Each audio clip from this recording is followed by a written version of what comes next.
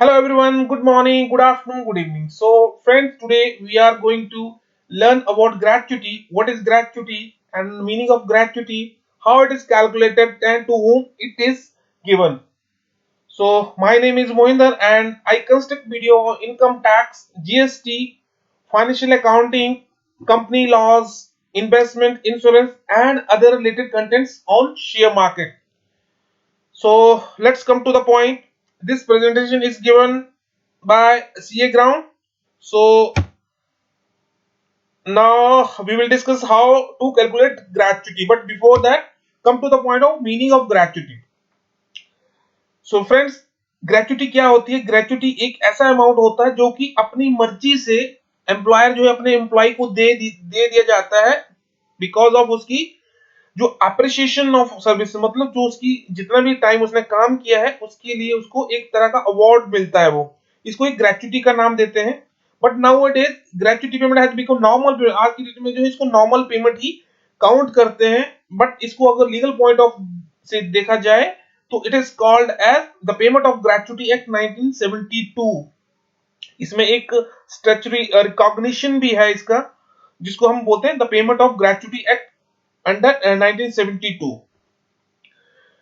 ये जो ग्रेच्युटी का अमाउंट है वो एम्प्लॉयर के द्वारा अपने एम्प्लॉय को दिया जाता है और ये अपॉइंटमेंट की टाइम ही फिक्स हो जाता है कि हम लोग आपको ग्रेच्युटी देंगे जितने भी साल की आप सर्विस जो है कंप्लीट करोगे, राइट।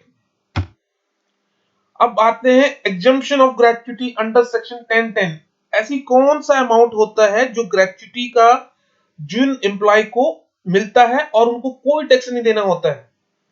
इसीलिए इससे पहले मैं आपको ये बताऊंगा the following are the classes which is exempted for income tax और fully exempted of receipt of death और टैक्स। जो भी ग्रेच्युटी का अमाउंट मिलता है, चाहे वो डेथ पे हो या रिटायरमेंट पे हो, जो भी अमाउंट मिलेगा वो इन एम्प्लॉय को एग्जम्प्ट होगा, उसके ऊपर कोई टैक्स नहीं देना होता है। This is the way you should try for the government job. You whatever you will get the exemption of most of the taxes, right?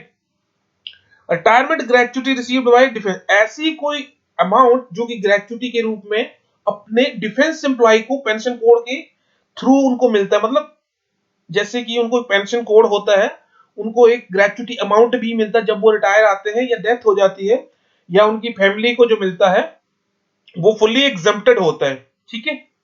उसके बाद हम बात करते हैं एम्प्लॉय ऑफ सेंट्रल गवर्नमेंट और सिविल सर्विस। ऐसे सेंट्रल गवर्नमेंट के जितने भी एम्प्लॉय हैं और सिविल सर्विसेज की जितने भी एम्प्लॉय हैं और लोकल अथॉरिटी के जितने भी एम्प्लॉय हैं, इनको जो भी ग्रेच्युटी मिलेगी इसकी कोई लिमिट नहीं है, whether it is 20 lakh, 50 lakh, 1 crore, it does not matter how much they are receiving. तो जो भी अमाउंट इनको मिलेगा वो सारा का सारा एग्जम्प्ट होगा, उनको उनके ऊपर कोई टैक्स नहीं देना होता है, राइट।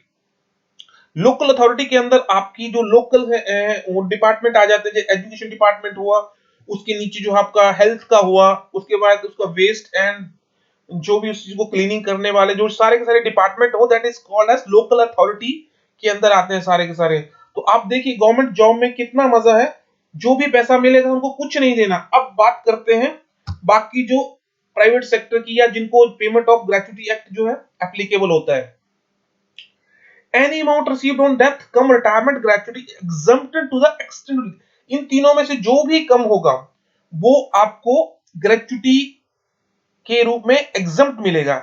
लेट्स से कि आपको 10 लाख मिलता है तो इन तीनों में से जो भी आएगा, कि जैसे 5 लाख आता है तो 5 लाख कम हो जाएगा, तो उसमें से रेस्ट ऑफ द अमाउंट जो है उसके ऊपर आपको टैक्स देना हो। अब बात करते हैं कि तीनों चीजें कौन कौन सी हैं जिसके ऊपर जो है हम जो टैक्स को बचा सकते हैं।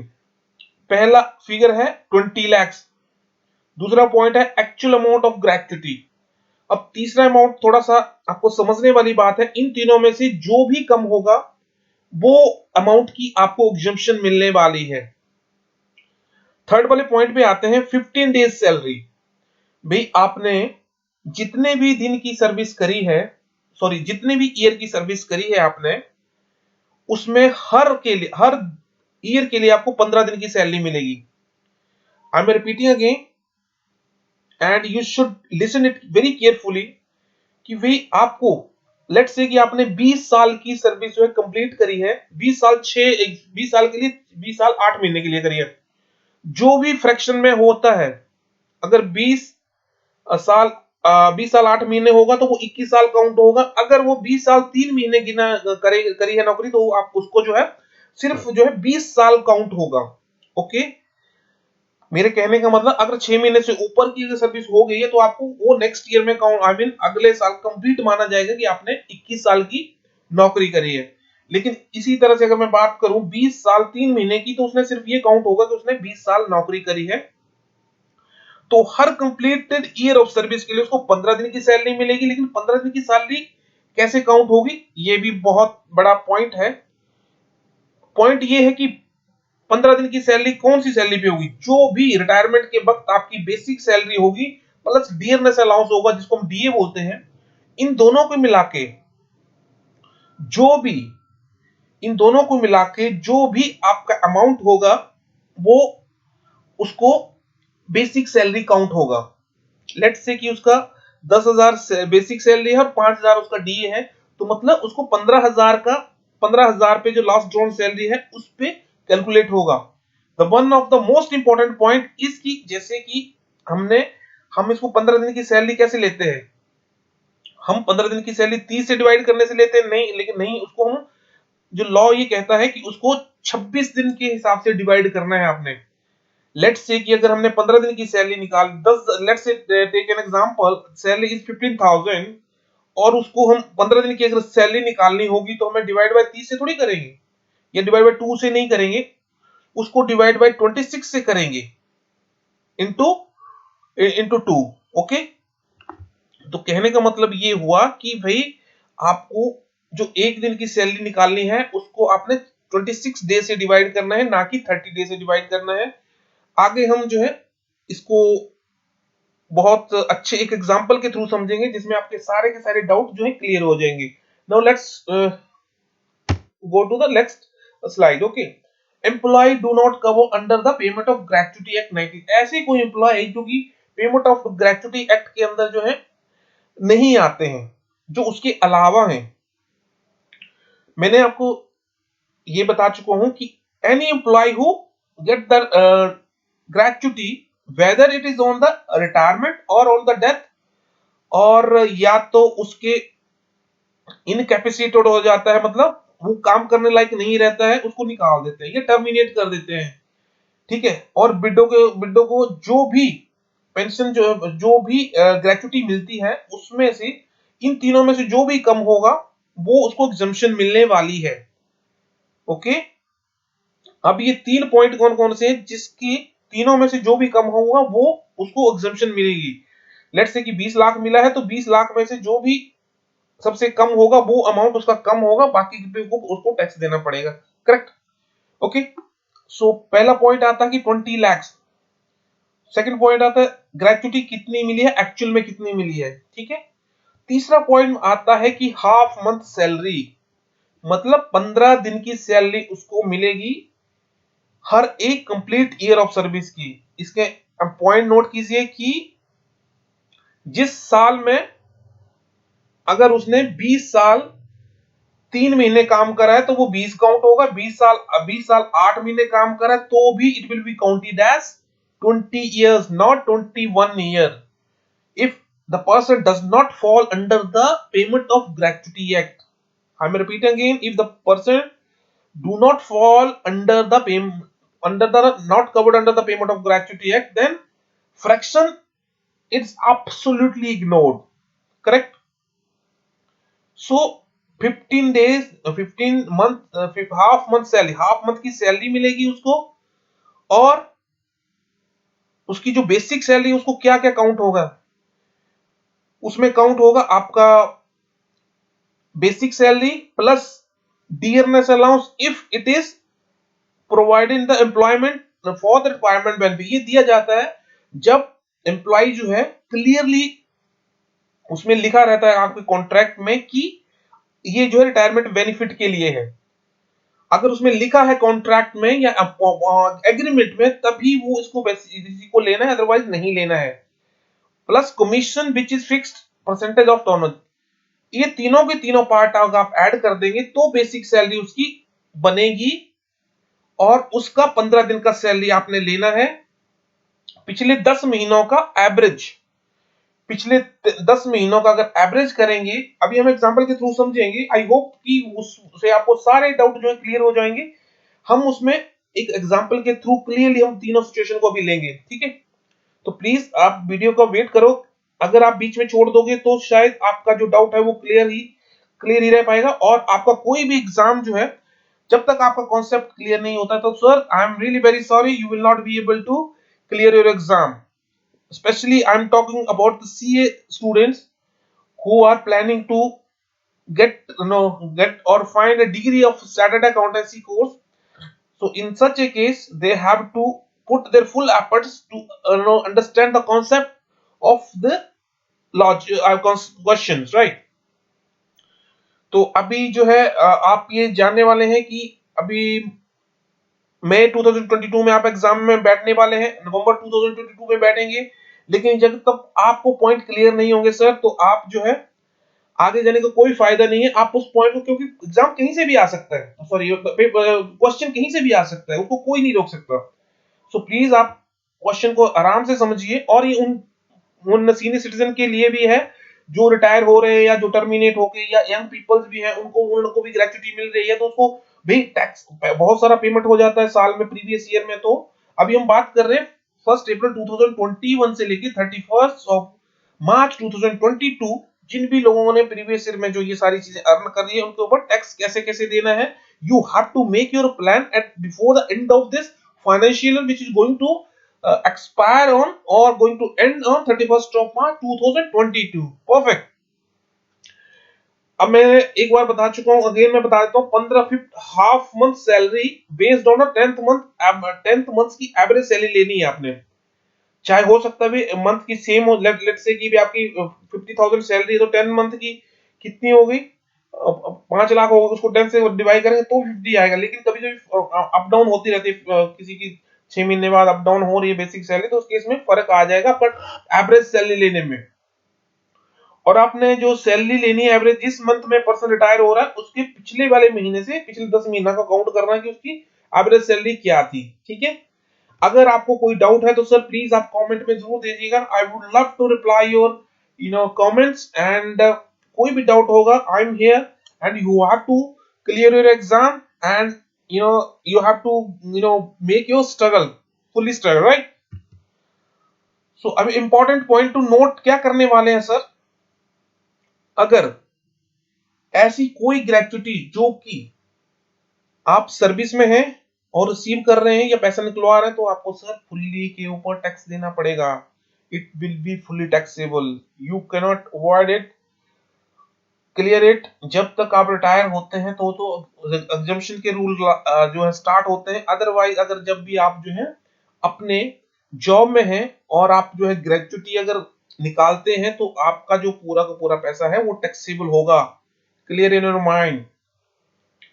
Point number 2, if gratuity is received more than 2, ऐसे कोई एम्प्लॉय जिनको प्रीवियस ईयर में दो दो आपके एम्प्लॉयर से ग्रेच्युटी मिली है, ओके, या पुराने वाले एम्प्लॉयर से मिल सकती है, ठीक है, या मान लीजिए दो दो पर्सन से आपको दो या दो से ज्यादा एम्प्लॉयर से मिली है, तो टोटल ग्रेच्युटी का जो अमाउंट है, एग्जाम्पशन का अमाउंट 20 लाख से एक्सीड नहीं करेगा। It is very much sure, is totally clear. तीसरा पॉइंट अगर मैं बात करूं, if the during the previous gratuity received from the former employer, then in case of amount 20 lakh reduce, अच्छा, ऐसा कोई अमाउंट जो है जो कि आपने प्रीवियस ईयर में अपने पुराने एम्प्लॉयर से मिला है, पुराने एम्प्लॉयर से मिला है, और जो है उस केस में 20 लाख रुपीस में से उस अमाउंट को कम कर दिया जाएगा। जब ये जो लिमिट है 20 लाख की ये नहीं रहेगी, तो आपने उस अमाउंट को रिड्यूस कर देना है, जो कि अमाउंट जो है आप रिसीव कर चुके हैं पहले ही, ओके। फॉर्मर एम्प्लॉयर से अगर वो आपको ग्रेच्युटी सिर्फ लाइफ में एक बार मिलती है, अब इसको बार बार नहीं मिलती है, तो उस केस में आपको ये बार बार नहीं मिलनी है, तो आपको जो अमाउंट मिल चुका है उसको आपने 20 लाख से रिड्यूस कर देना है, जो कि आपका फर्स्ट नंबर ये वाला पॉइंट था आपका, दिस वन, ये 50,000 का पॉइंट था, ये वाला आपने हटा देना है, ठीक है। अब हम इसको थोड़ा सा चार्ट के थ्रू समझते हैं कि भाई ये जो चीज मैंने आपको पिछले स्लाइड में बताई है, this is similarly same thing, there is no difference at all. Gratuity receive during the, जो भी आप सर्विस के पीरियड में आप ग्रेचुटी लेते हैं वो सारी की सारी फुली टैक्सेबल होती है। और मैंने I have already told you about the people who will get the gratuity. Any defense department, civil service, central government is fully exempted under section 1010. Any people who receives the gratuity under the payment of gratuity at least of the following, तीनों में से जो भी कम होगा वो आपको exemption उसकी मिलने वाली है। Rest of the amount it will be taxable, right? पहली अमाउंट 20 लाख एक्चुअल अमाउंट, इन दोनों को तो ये तो क्लियर अमाउंट है, इनको छेड़ना नहीं है आपने।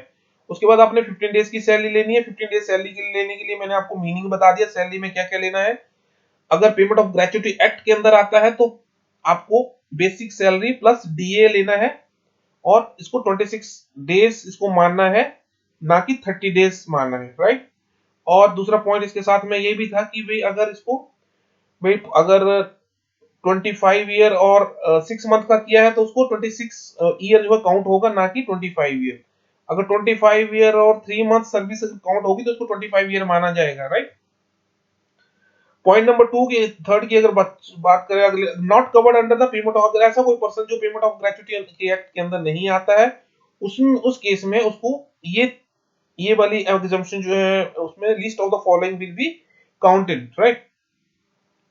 पहली बात है 20 लाख रुपया या फिर एक्चुअल ग्रेचुटी, ये दोनों तो सेम है, इसमें कोई फर्क नहीं है, ऊपर वाला भी सेम है।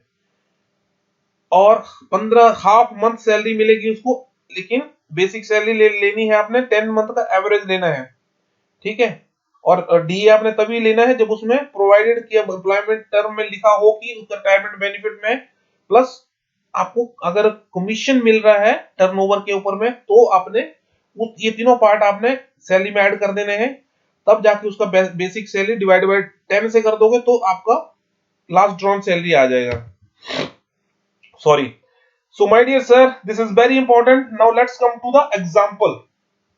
ग्रेचुटी का एग्जांपल लेते हैं और इसको बहुत अच्छे तरीके से आपको ये क्लियर होने वाला है। मिस्टर राहुल हैं, रिटायर 15th ऑफ जून 2021 को retire after completion of 26 year, और 8 मंथ्स में के बाद रिटायर होते हैं वो, और उनको ग्रेचुटी मिलता है 15 लाख का।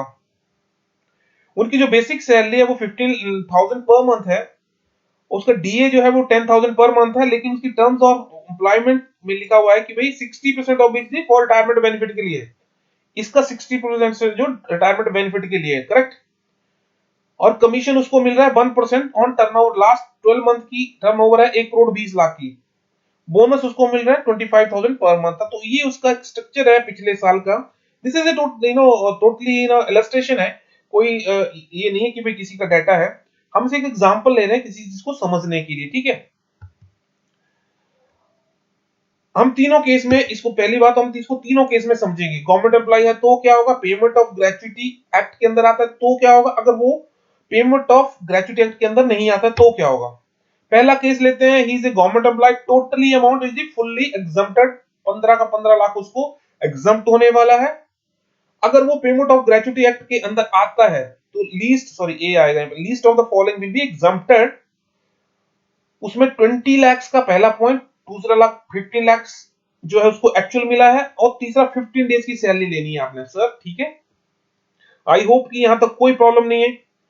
अब उसकी सैलरी 15 डेज की सैलरी कितनी है, एक मंथ की सैलरी कितनी है 50,000, उसको जो डीए है वो कितना 60,000 हो गया, तो 50,000 प्लस 10 60,000 हो गया। उसके 60,000 इंटू 15 डिवाइड बाय 26, 60,000 जो है पर मंथ की सैलरी होगी उसकी, लास्ट जब वो रिटायर हो रहा है, उसमें डीए का पार्ट भी इंक्लूड है। अब इसको हमने क्या करना है, 15 डेज की सैलरी लेनी है।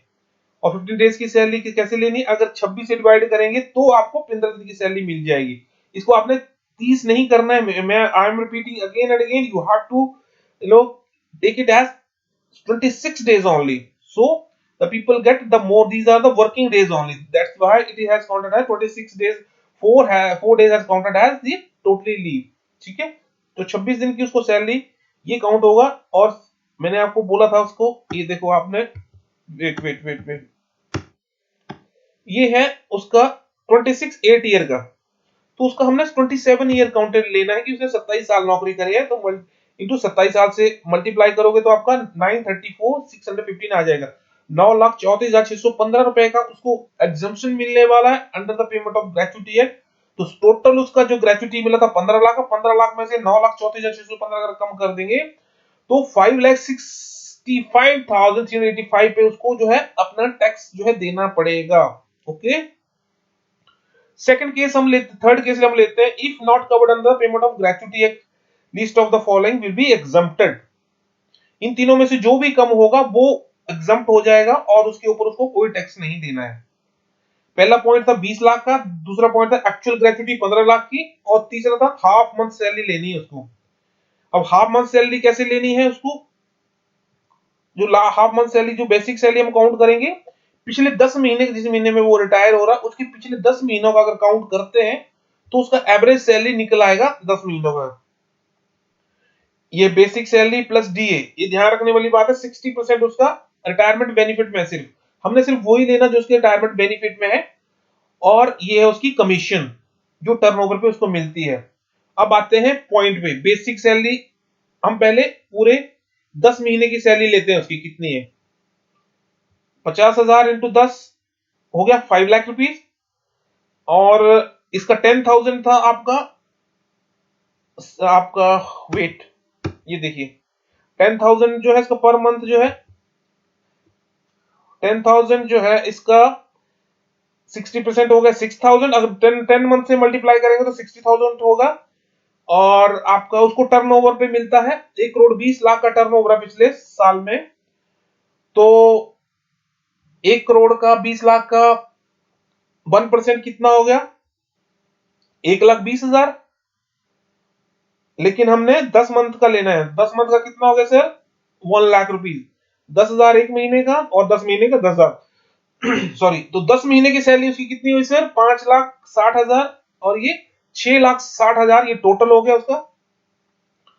और उसको हम 10th मंथ 10 से डिवाइड करने, क्योंकि हमने 10th मंथ, मैंने आपको बोला 10 मंथ की उसकी एवरेज सैलरी लेनी है, उसकी 10th मंथ की एवरेज सैलरी लेनी है, तो 6,60,000 का अगर इसको 10 से डिवाइड करते हैं, 10 मंथ का एवरेज सैलरी कितना होगा, 66,000 उसका जो है एवरेज सैलरी हो गया, और हमें मिलेगा कितना, 15 दिन का, एक महीने का सैलरी उसका 66,000 हो गया, हमें मिलेगा कितना, 15 दिन का, तो डिवाइड बाय 2, और 26 आपका है, 26 ईयर की उसने जो है सर्विस करी है, इसलिए क्योंकि उसने 26 साल 8 महीने नौकरी करी है, तो अगर payment not covered gratuity act के अंदर नहीं आता है पर्सन, तो आपने उस फ्रैक्शन को भूल जाना है, सिर्फ आपने जो कंप्लीट किए हुए ईयर है वो ही आपने काउंट कर रहे हैं। This is the totally concept, the nothing is more than, अगर आपको ये चीज क्लियर हो गई है तो आपको एग्जाम में इस क्वेश्चन को क्लियर करने से कोई नहीं रोक सकता, या इस टाइप का कोई भी क्वेश्चन आ जाएगा आप क्लियर कर लोगे। और कोई भी पर्सन है जिनको कैलकुलेट करना है इसी एग्जांपल के थ्रू, या समझ लीजिए। अब आता है, अगर इसको डिवाइड करेंगे तो 8,58,000 जो है कैलकुलेशन करके निकलेगा, आप कैलकुलेट कर लेना, और उसकी जो टैक्सेबल लायबिलिटी हम निकालते हैं 50 लाख उसको मिला है, और 8,58,000 का उसको एग्जम्पशन है, तो 6,42,000 के उसको जो है टैक्स देना पड़ेगा। इसका मतलब ये हुआ कि जो person payment of gratuity act के अंदर नहीं आते हैं वो ज्यादा टैक्स पे करेंगे, ज्यादा वैल्यू पे, इनकम पे टैक्स पे करेंगे। सो दोस्तों ये था वीडियो, और thank you for watching this, I hope you enjoyed it. If you find any problem just leave me a comment, I will be able to give you a reply as soon as. Thank you so much, keep hard work, thank you so much, God bless you.